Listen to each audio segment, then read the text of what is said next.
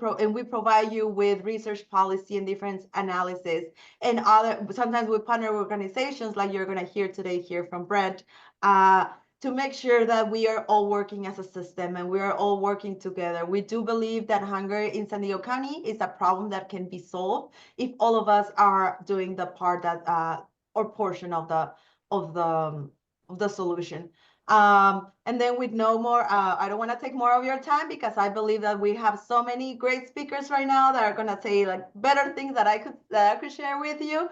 But I want to also thank 7 Mile Casino for sponsoring our event, for sponsoring this legislative forum. 7 Mile Casino is a great partner of us, and as you might be aware, they are involved in different aspects in the community. They are supporting different organizations and different community initiatives. So I would like to welcome Heather Guerena. Thank you for being here. She's the VP and General Counsel for 7 Mile Casino, and she has a few words for us. Thanks so much for that. We are honored to co-sponsor this event for all of you to learn about the legislative forum for the San Diego Hunger Coalition. Our company really strives to partner with nonprofits that really elevate the community, and SDHC is one of the shining examples of that to help address nutrition insecurity across our entire region. So their commitment to policy change, equity, and access to nutrition really aligns with our values, and we want to do everything we can to advance that mission.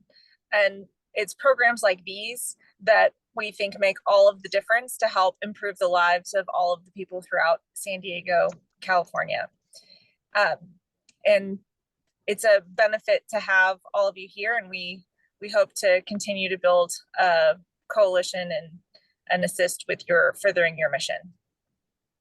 Thank you, Heather. We really appreciate the work that you and 7 Mile Casino does in the community, and specifically the support that you are providing to our organization.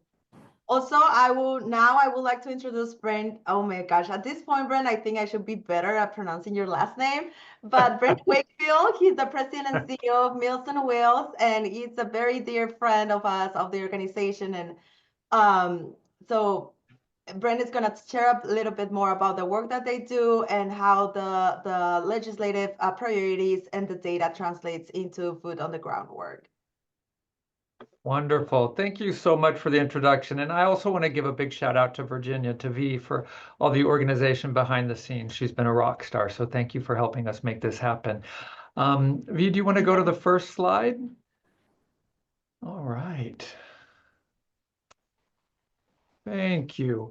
So Meals on Wheels has been in San Diego County now for 65 years. And if you all don't know, I'm sure you've heard of the brand Meals on Wheels, but we're our own separate 501c3 Meals on Wheels San Diego County from America, et cetera. But we all participate under this umbrella organization, Meals on Wheels America.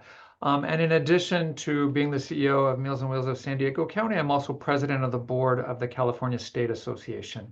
And that's largely kind of an advocacy organization. We represent about 60 members across the country.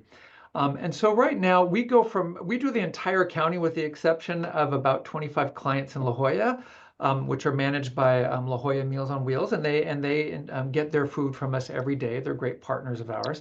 But we deliver from the beaches to Borrego and from Camp Pendleton all the way down to the border. So it's a very vast county.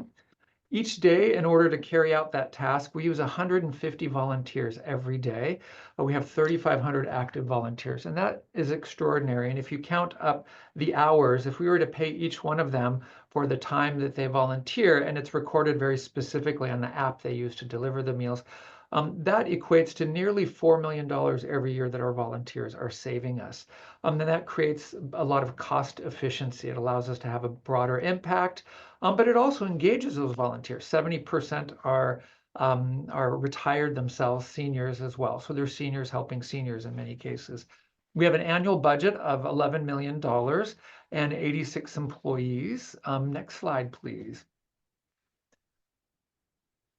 And here we go. Yeah, so we're doing about 2,200 clients a day. So these are our 2024 statistics. And I'm proud to share that since these statistics were put together in September, we have had a 20% growth since then, both in clientele and the number of meals that we're serving. So we have surpassed the pandemic numbers, which is good, but it's also a sign of the need that's out there, the growing need. So good, but because we're able to do it at the moment. And jarring in essence. And I just invite everybody, one of the things I say is when you say silver tsunami, right, because 2024 was peak 65. So that means in this country, 11,200 people a day were turning 65, and we're still over 10,000 a day. But we've got this groundswell of seniors.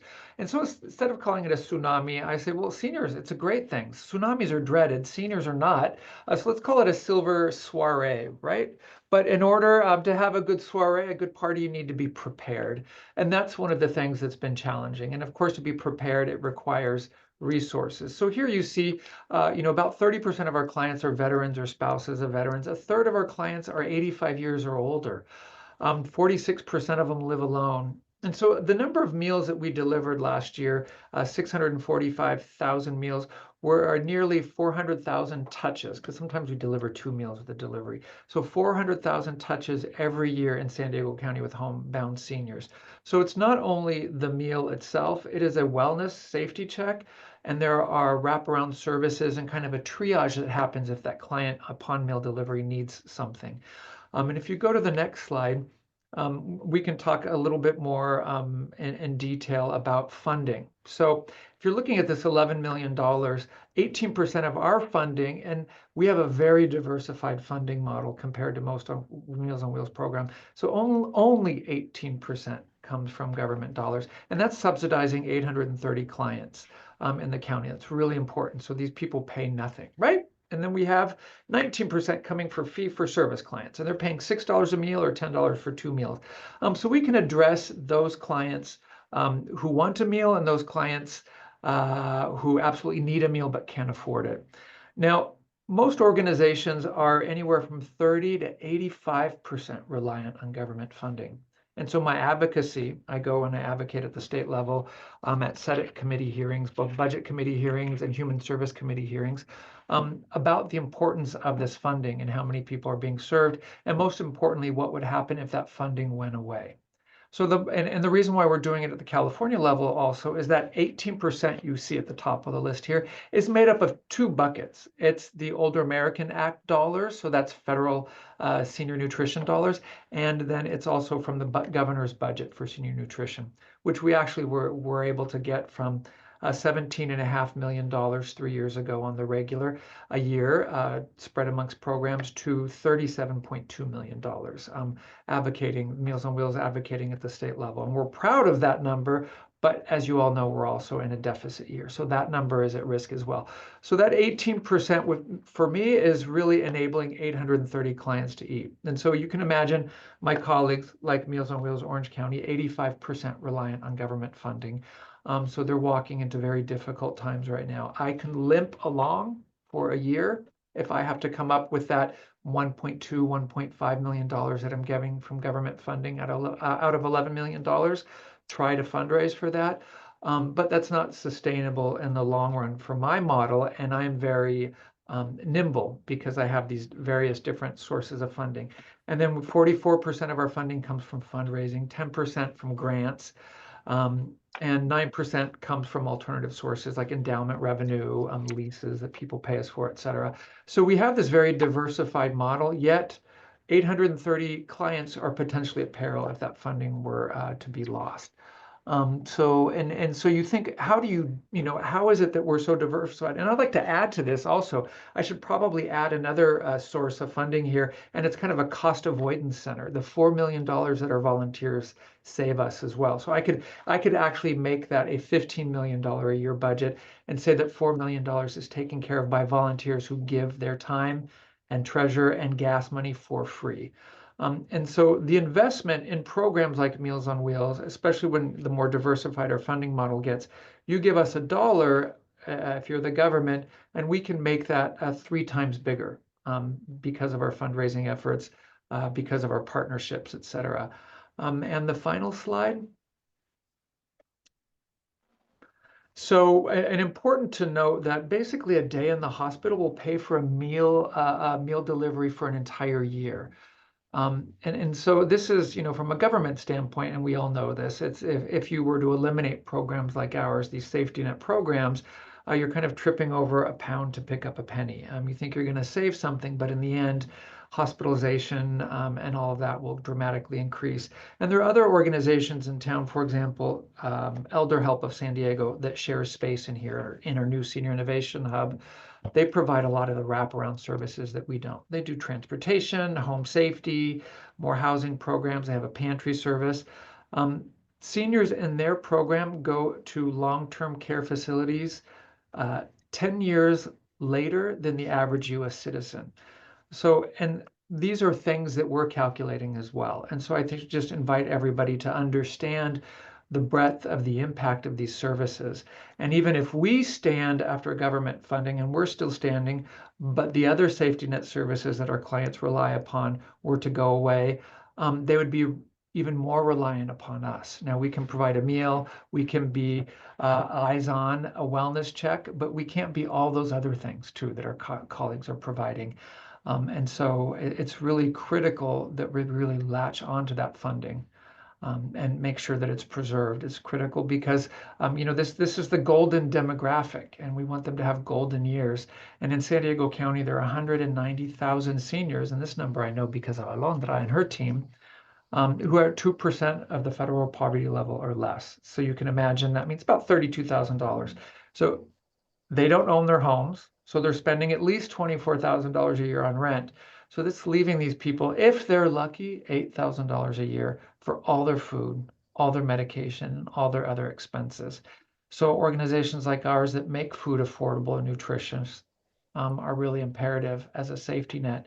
And I say that we could be 10 times as large as we are now, and we still wouldn't be meeting the need. Alondra and her team mapped San Diego County and all the data with regards to poverty levels and meal services provided to zip codes. And by zip codes, we can see where there are areas that not even 2% of the need is being met right now in the county. And yet we're looking at cost cutting. And so I think we need to preserve all of these programs because they're a vital safety net.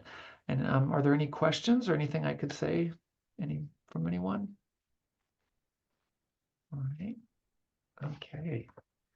Well, thank you all for the opportunity. It's an honor to speak to you all. And I'm going to have to hop off in a few minutes, but you can always reach out to me at Meals on Wheels. You can find my contact information and ask me any questions that you might have later on as well. So thank you so much. Thank you, V, and thank you, Alondra, for the opportunity.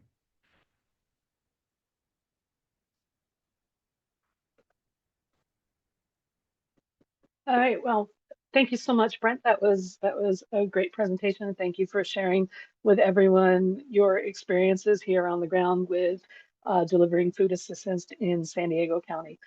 Now I would like to introduce Taylor Valmores, who is the Legislative Director for Assemblymember Dr. Lachey Sharp Collins of AD 79. Hi everyone, can you hear me? I hear Zoom went down yesterday, so I want to confirm. Everyone, thank you so much for giving me the space and for the member. My name's Taylor. It's an honor to be here on behalf of member Dr. Sharp Collins. Like my introduction, I'm the member's legislative director, and I cover a host of different issues that I brief her on. But my primary job is to manage her legislative package. Basically, I help guide her legislation through the legislative process. And I know many of you have probably known the member for years. So you'll know she came to Sacramento with a plan to help people. And our legislative package is very much indicative of that drive. This year, our package covers everything from safeguarding DEIA initiatives to strengthening labor protections, uplifting K-12 education, and increasing access to social net programs. And I'm happy to send out information on the rest of our package for anyone who's interested. But today, obviously, we're focusing on hunger insecurity. Something that should be unthinkable in the world's 5th largest economy. And right here in California and right here in our Assembly District 79, families are still struggling to put food on the table. Children are still going to bed hungry, and some of our most vulnerable populations don't know where their next meal is coming from. The Assembly member has 3 Assembly bills that are specifically targeted to combat hunger and food insecurity in our state.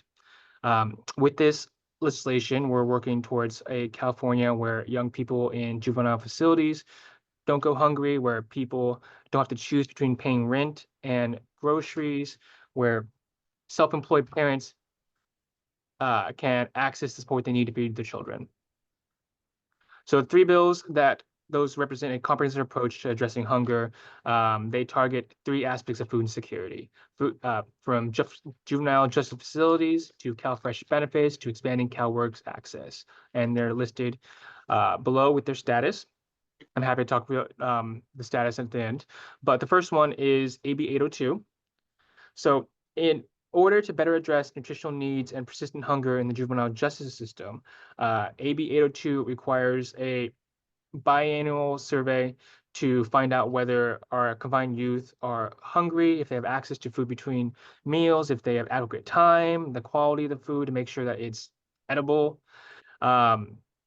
Existing law states that youth in detention have the right to receive adequate nutrition. Our bill is to ensure that the local juvenile facilities are complying with this basic human right. This bill actually came to us from the district as reports from local juvenile facilities. And our approach to it takes a very locals first approach. So it mandates that the County Commission on Juvenile Justice conducts the survey themselves to find out if the food is edible, if it's nutritious, if they're getting enough of it, if they're getting input, etc. The local entity then shares the information with the local probation department and with their county board of supervisors. The results are made public so that parents and family members of the young people are also informed. And then it allows locals to work together to solve the issue using local resources at local direction, with hopefully support from the state, figuring out like what went wrong and how we make sure this isn't happening across the board. So it's not reliant on oversight from a district state agency, and it's so we can work together to identify the problems that we're seeing that we're not talking about. As long as we have kids in lockup in juvenile camps and facilities, they are our kids. The state and the courts have made them our kids. And the state of California has a responsibility for their well-being. And we're hoping that with compassionate, evidence-based approaches like this, we can make sure that our kids are set up to succeed post-release. I have Q&A at the end of this one, but if you have any direct questions, you can just message in the chat and I'll try and address it while we go. I'm totally okay with the interactive presentation. Okay, seeing none. Also, shout out to Robin Todd, who's also in a district office. I'm sure you all know her better than me. AB 1211 protects CalFresh against cuts from federal administration and requires the Department of Social Services to conduct a feasibility study on both increasing the benefits and expanding the program eligibility.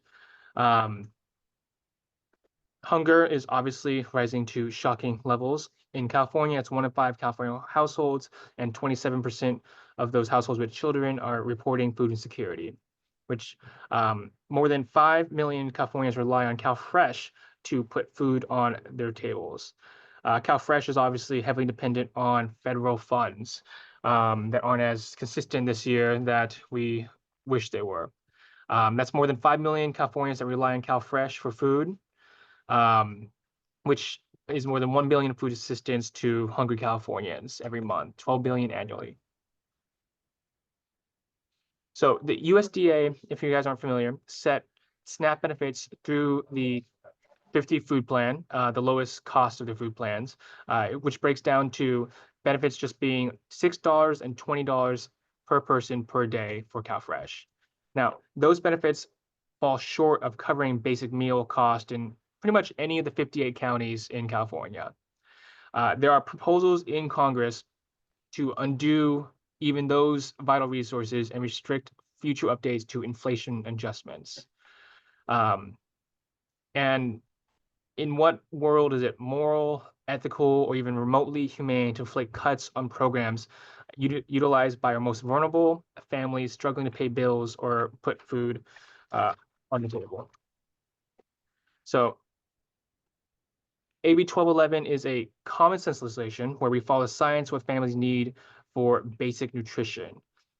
By proactively protecting CalFresh benefit levels, we create a more inclusive and more effective assistance system that supports the well-being of all Californians and prevent any backward steps in hunger caused by poverty. Every dollar for CalFresh generates up to $1.80 in GDP as benefits are spent in our grocery stores. Each $1 billion in benefits creates 15,000 jobs, from farm workers to truckers to retail staff across the food economy. The math is there for why this is good for California across the board. But unfortunately, like I mentioned, the threatened lack of federal support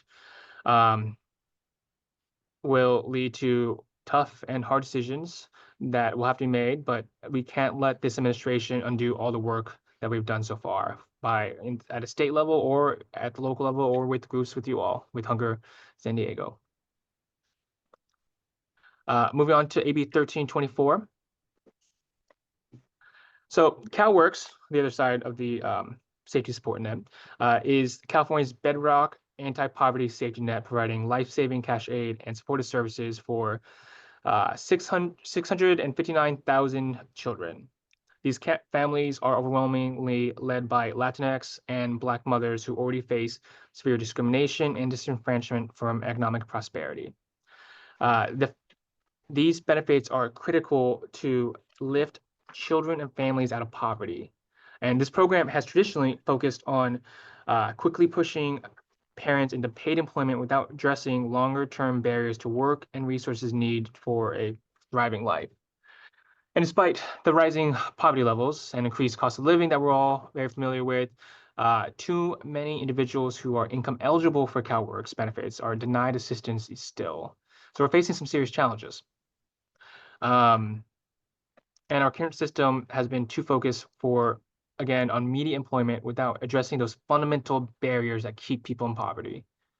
Too many families are being turned away from outdated restrictions, which is why the Assemblymember introduced AB 1324. So this bill removes several barriers that prevent eligible individuals to receive the critical the support they need to work and provide for their families. To reiterate, so these are people that are income eligible. They are denied assistance for other barriers, which are barriers that we're trying to address.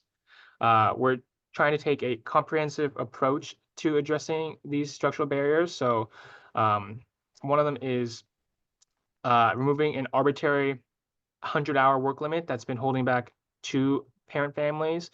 Basically, if you're a two-parent family and you work more than 100 hours, even if you're still income eligible, meaning that you don't make enough to not qualify for CalWORKS assistance, you can still be denied, which is crazy. Argument being that if you still are working that much and you still don't meet the income cap, you probably do need assistance to address these issues as a way, and you shouldn't be penalized for working hard.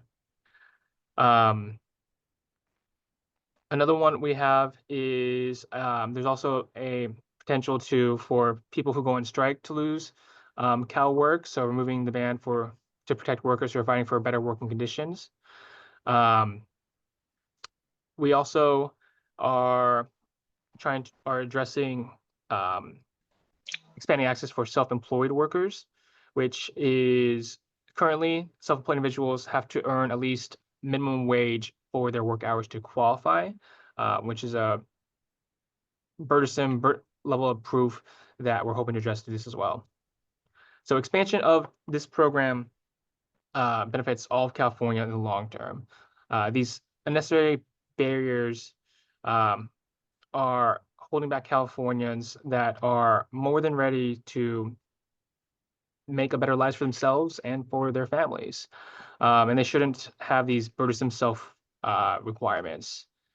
And hopefully with these three bills, we're again having a comprehensive approach to build a stronger California that helps families not just survive, but thrive. Thank you. Are there any I want to leave space for time and questions. I know we're getting on the mark.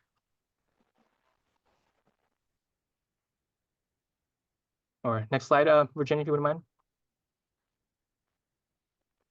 Yes. And then, Okay, if anyone has a question, feel free to unmute yourself.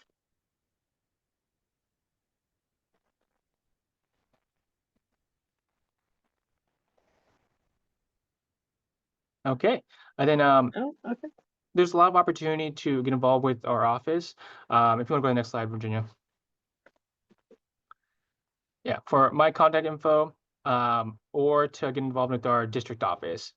Again, Robin Todd is part of our office in our district team. So I'm sure you all know her, again, much better than you know me, but we're always happy to work with our community partners in the district to find ways we can address these issues our communities are facing on every level.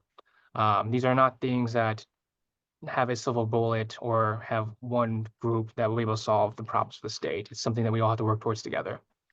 And some of them are very committed to addressing these issues on every part.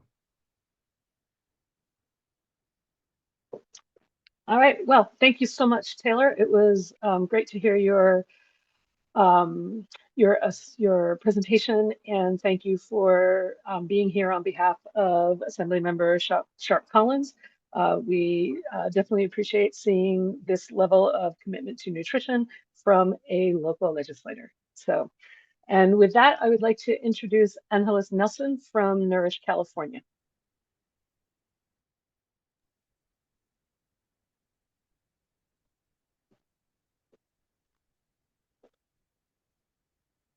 Good morning, everyone, and thank you so much for making the time to meet with us today. My name is Angeles Nelson, and I am part of the team of Nourish, California.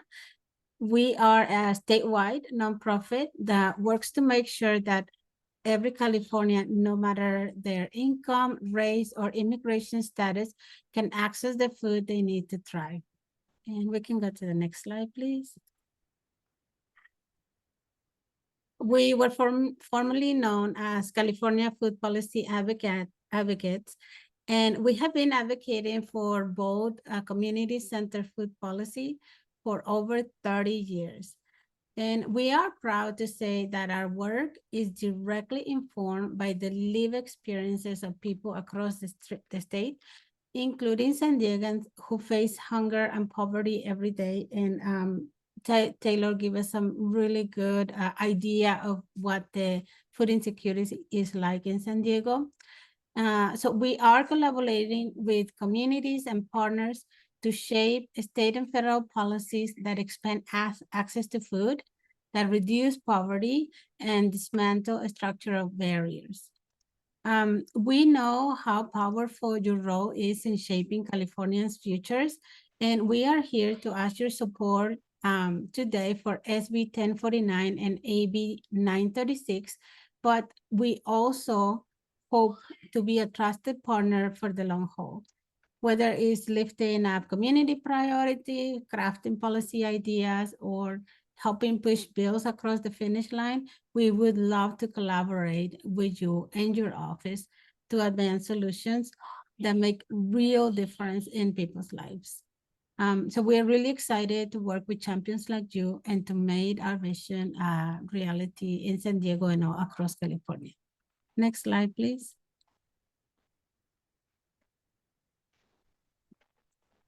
So these are our priorities for 2025.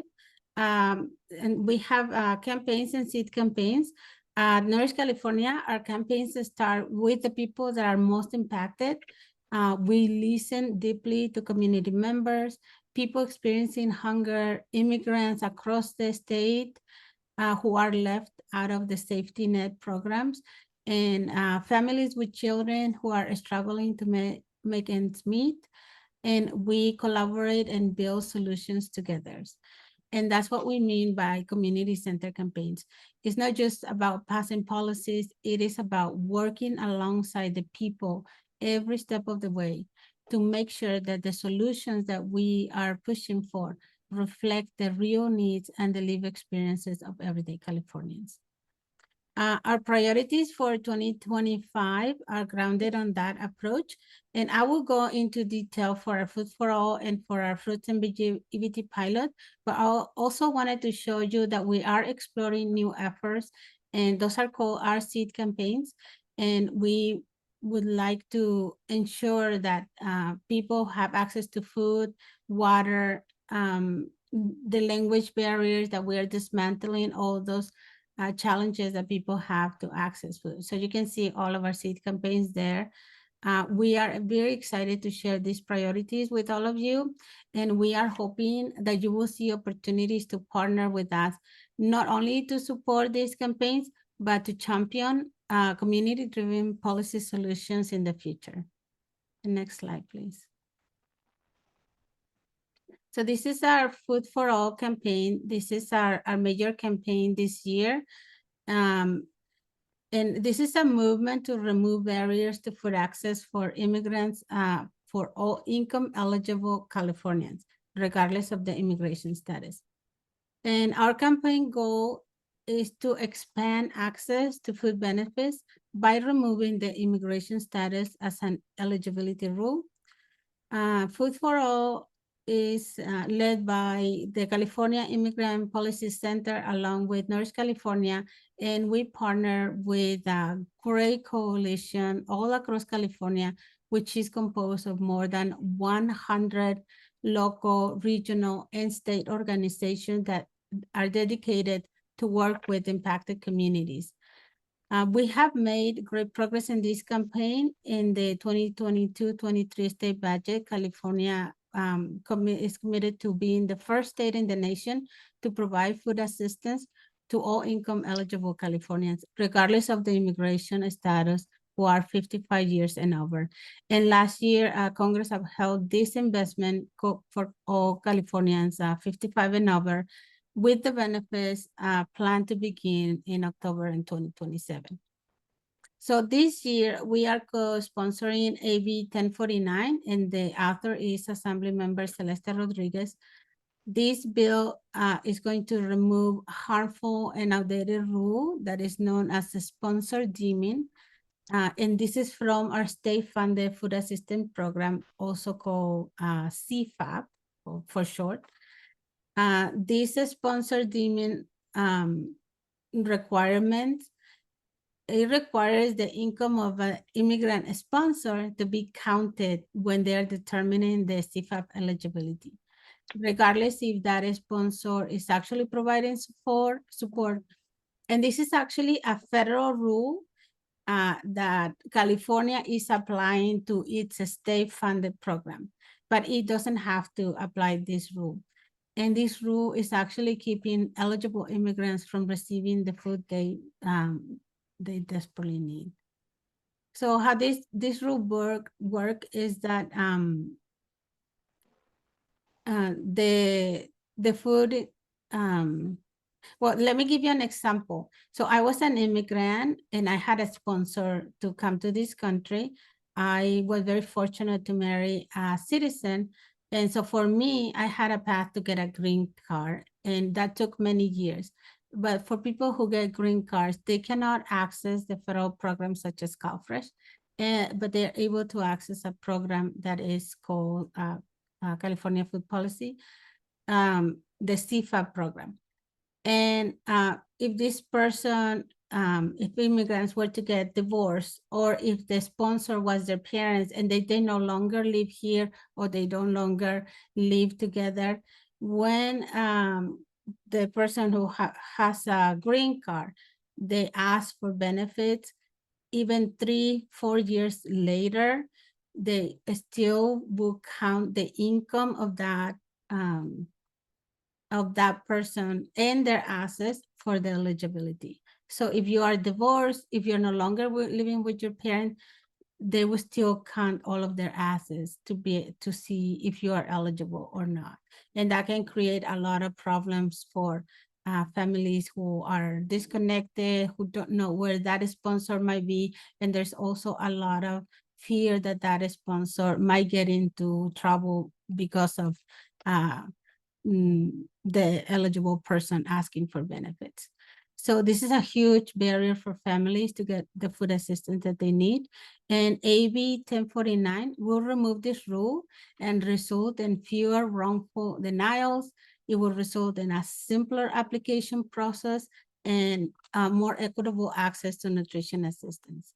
So along with AB 1049, we also have a budget request, two budget requests. One is to protect our investment in the CFAP expansion to 55 and over by October 2027.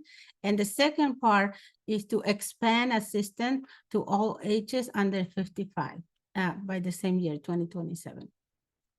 AB 1049 is currently awaiting a hearing in the Assembly Appropriations Committee.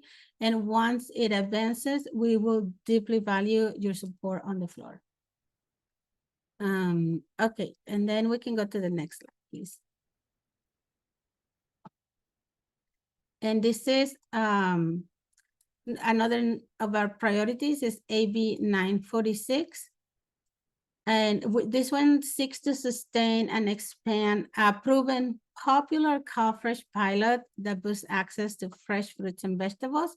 So this is very simple. As families expand their EBT benefits in fruits and vegetables, they get a refund for up to $60 a month in a rebate. And then they can purchase more fruits and vegetables with that EBT card. And AB 936 is championed by Assembly Member Arambula. And this pilot was a really great program, and a lot of people use it to get more fresh fruits and vegetables. And also this program helps our economy and our farmers. It helped over 67,000 households who were able to purchase more fresh fruits and vegetables and eat healthier. And it was so successful that it ran out of funds, and the program was forced to pause in January 2025. So this year, now we're requesting $63 million in the state budget to bring this program back and serve even more CalFresh families for at least another 12 months. So we urge you to please support AB 936 and the budget request for this. Next slide, please. If you have any questions, please contact me or follow us. There's a link to subscribe to our newsletter, and you can also visit our website for more information. I'll try to put a few talking points in the chat and a few leave behind. The next slide. And this is my information in case you have any questions, and I am happy to take any questions right now too. And back to Virginia. Thank you. Thank you, Angeles. If anyone has questions, please feel free to unmute yourself and ask Angeles what anything you'd like.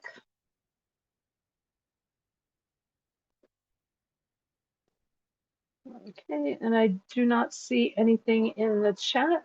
So with that, I am going to introduce my colleague, Ana Evangelista, who is our Community Impact Manager and manages our CalFresh outreach. She will be presenting on Sunbucks. Thank you. Thank you so much, Fee. Hi, everyone.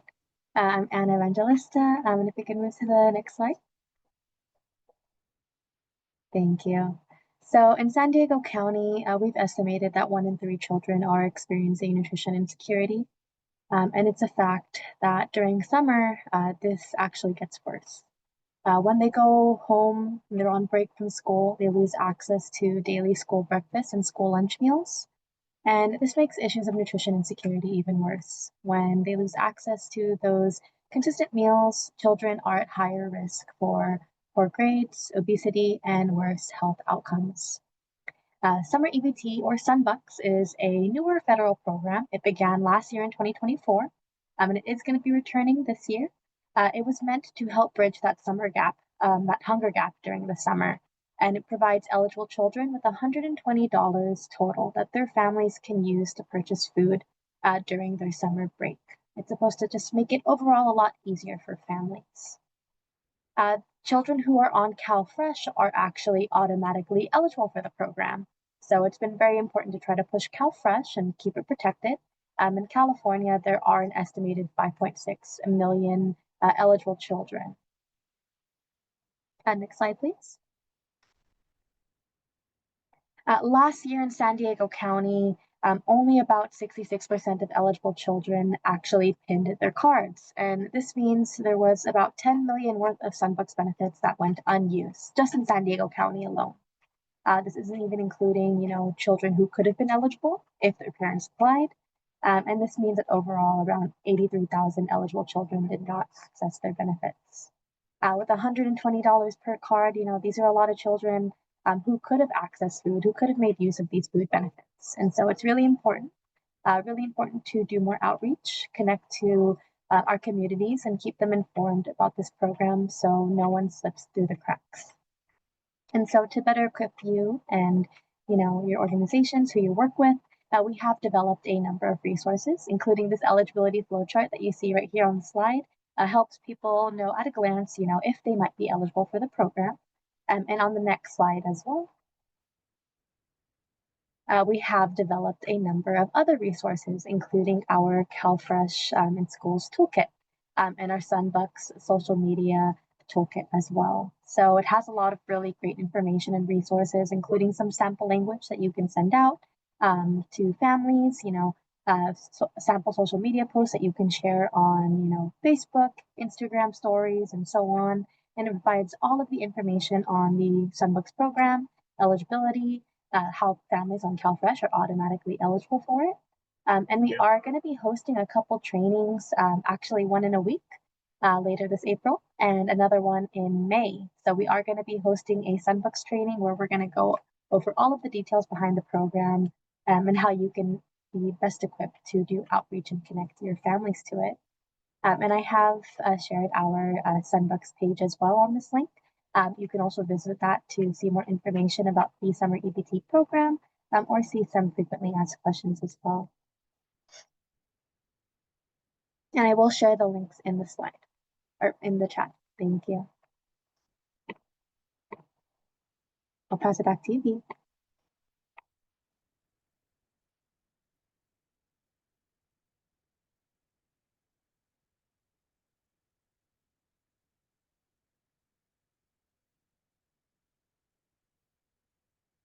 You're muted. I'm not sure if you're. Thank you. So sorry. Thank you, Anna, for that Sunbucks recap. And also thank you again to Taylor and to Angeles for your synopsis of your budget of your legislative priorities. Now I'm going to focus on a few bills and one budget ask that the Hunger Coalition's 3 priority areas for this year, which are CalFresh funding and expansion, child nutrition, and support for the food assistance sector.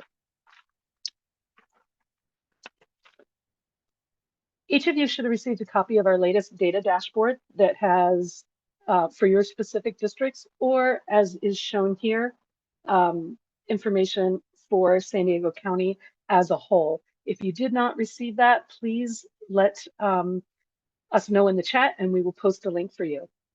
As you can see here, 59% of the food assistance delivered in San Diego County came from CalFresh, whose benefits are fully funded by the Federal Supplemental Nutrition Assistance Program, or SNAP. School meals provided 21%, and the food assistance sector provided another 15% between senior meal delivery, food banks, and other community-based organizations. Even with 403,000 CalFresh recipients and just over 71 million in benefits in December of 2024, there was still an almost 4.5 million missing meals in San Diego County. We have identified another 174,833 county residents who are eligible for, but not currently receiving CalFresh benefits. That gap in CalFresh utilization could provide an additional $57 million in benefits to San Diego County residents and the local economy every month. With CalFresh playing such a significant part of nutrition assistance delivered, it is imperative that we include cuts to SNAP in all discussions about and lobbying against federal cuts to Social Security, Medicare, and Medicaid. The impact of SNAP benefits in San Diego cannot be understated. Even a 1% reduction in hunger saves California $600 million in prevented healthcare costs while supporting our local farmers and bolstering the economy.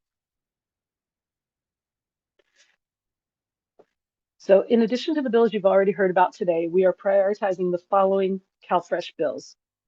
AB 79 was introduced by Assemblymember Arambula, who was the lead author of AB 1326 in 2021. In response to increasing levels of food and housing insecurity among California's college students, AB 1326 required that every county designate at least one human services agency employee as a point of contact for academic counselors and other professional staff at institutions of public higher education within their county. AB 79 will add a requirement for counties to also receive input from basic needs coordinators who are already required at all California community colleges and state university campuses. San Diego Community College District is one of the largest in the state and serves approximately 90,000 students. And the county's entire community college enrollment is over 170,000 students. When you include UCSD, SDSU, and Cal State San Marcos, there were over 270,000 students enrolled in San Diego public colleges and universities in the fall of 2024. In September of 2024, for the first time, zip code 92122 in University City showed a meal gap of over 300,000 meals for the month, a number we believe is due in large part to the area's student population. AB 777, introduced by Assemblymember Celeste Rodriguez, will improve upon and expand the state's ability to provide disaster CalFresh and other disaster-related CalFresh provisions during natural disasters by seeking all data necessary from utilities to maximize the amount of assistance requested and received through Disaster SNAP and all other federally funded nutrition assistance programs. Recent disasters, such as the January 2024 flooding in San Diego, illustrate the need for expanded disaster-related assistance.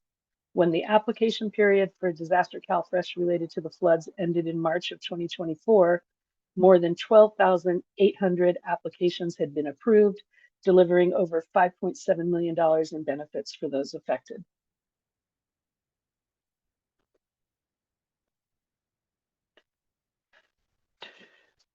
Going back to our San Diego County dashboard, you can see that over 20% or more than 676,000 residents of San Diego County are children or youth under the age of 18. According to our December 2024 data, 211,958 or 31% of children in the county are nutrition insecure, meaning that they do not have regular access to 3 nutritious, healthy meals each day. School and youth meals provided over 6.1 million meals in San Diego County in December of 2024, as stated earlier, but the number of missing meals every month still remains at over 4.5 million meals. That gap grows even larger during the summer months, despite the Sunbucks program. The following 3 bills are focused on closing that gap for children and those who care for them. Senate Bill 225, authored by McNerney, will create a state-funded program that will allow a parent or a guardian who accompanies their child to a federally funded summer food service program to receive and eat a meal together. Currently, caregivers are often asked to wait outside while their child eats, which is particularly problematic for younger children or those with disabilities. It is a well-established fact that nutrition insecure parents will regularly skip meals so that their children have enough to eat, which undermines families' well-being. This bill will ensure that more children overall and those that require assistance from a caregiver are able to fully access summer food services and benefit from having meals together as a family. Senate Bill 411, authored by Perez, is the Stop Child Hunger Act of 2025.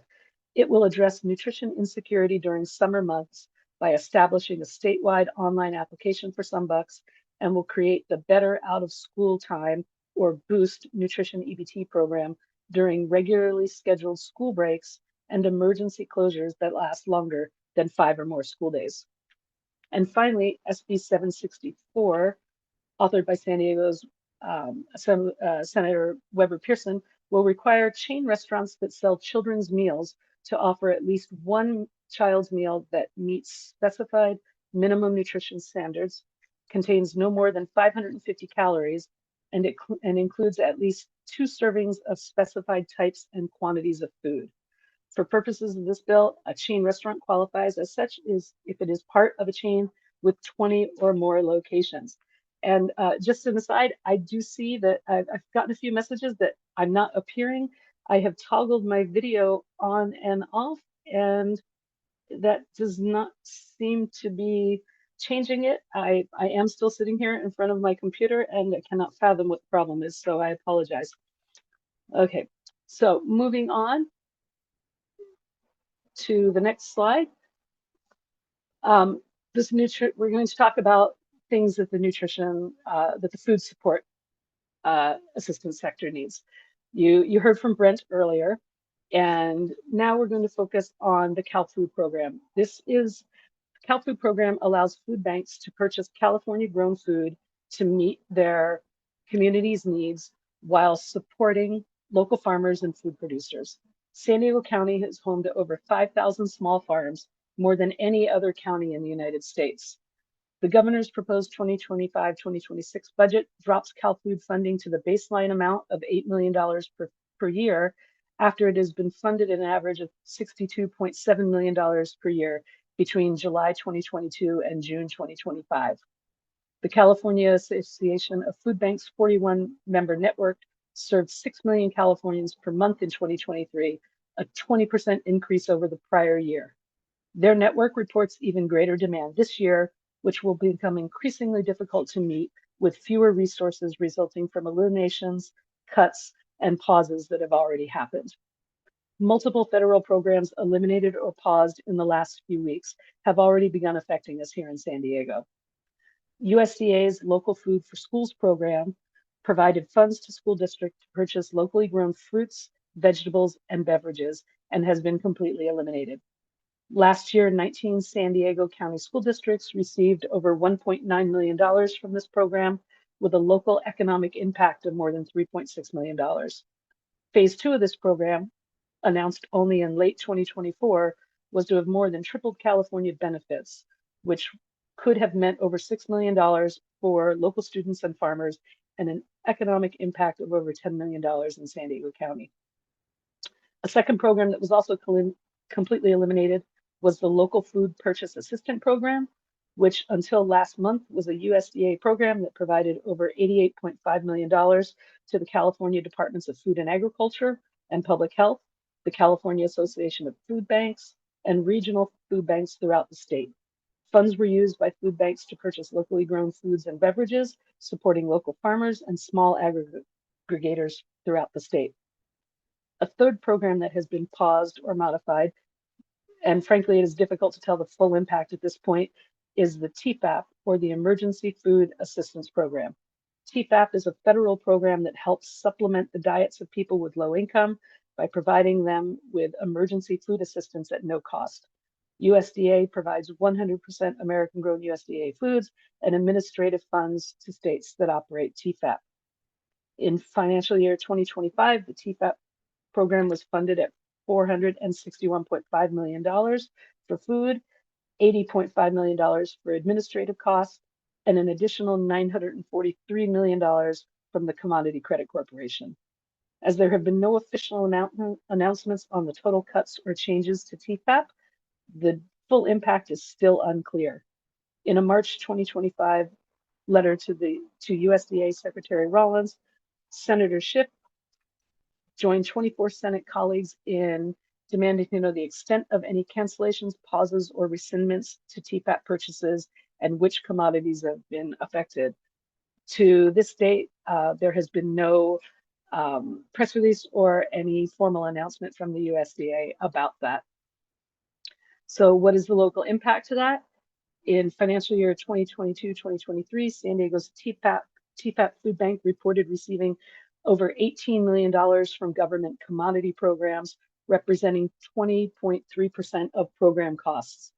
The food pantries kitchens and families that rely on the food bank to redistribute these commodities will not be able to cover the high cost of purchasing these items through traditional channels. And that brings us to the end of our agenda for today. If anyone has any questions, please feel free to put it in the chat or unmute yourself and ask.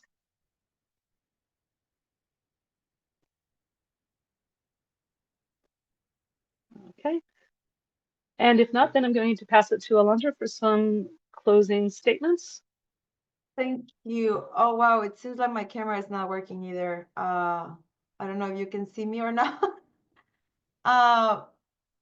Okay. Something's going on with Zoom. So thank you all for being here today. Thank you for joining us. And like, if you have any questions, if you need more specific information about how you can get involved with one of these, I think, okay, I was just reading the chat. Or if you need more specific numbers or data on the district that you're representing, please reach out. We are here to help, and we're happy to keep working and collaborating with you all. If there's no any other questions, there's our information. You can follow us on social media, and you can log in and like go to our website and visit the policy priorities. There's my email, Anna's email, and this email. We're happy to help. And thank you, Angeles, again for your presentation. Thank you. Thank you to all of our speakers today. Have a great Thursday. Thank you so much, everyone.